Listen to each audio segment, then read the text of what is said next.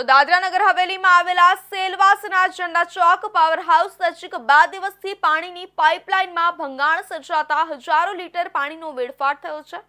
2 દિવસથી પાણીની પાઇપલાઇનમાં લીકેજ થતા ફુવારા ઉડી રહ્યા છે, પરંતુ સેલવાસના અધિકારીઓને આ પાણીનો વેડફાટ થાય છે છતાં અધિકારીઓ ગાઢ નિંદ્રામાં છે।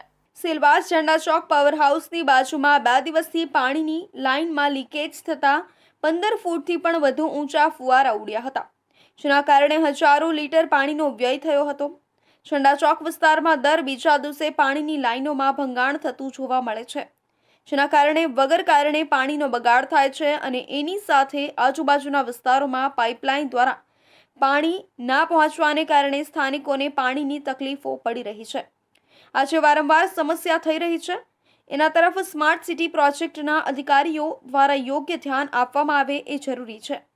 સોમવારે ભસ્તા ફળિયા ગુરુદેવ સોસાયટી નજીક પાણીની મેઇન લાઇનમાં ભંગાણ થતા ઊંચા ફુવારા ઉડ્યા હતા, જેના કારણે પાણીનો વ્યય થયો હતો અને ઉનાળામાં ચોમાસા જેવી પરિસ્થિતિ સર્જાઈ હતી।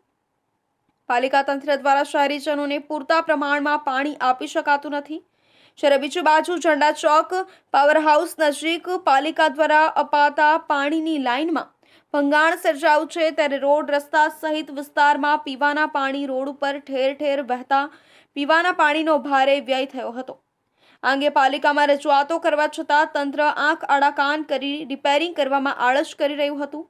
2 દિવસથી સ્થાનિકોને સોસાયટીમાં પ્રવેશ કરવો પણ મુશ્કેલ બન્યો છે। વાહનો પણ કાદવમાં ફસાઈ ગયા હતા। સોસાયટીમાં પથરાયેલો ડસ્ટ પણ ચારે બાજુ પાણી ભરાવાથી રહ્યો છે।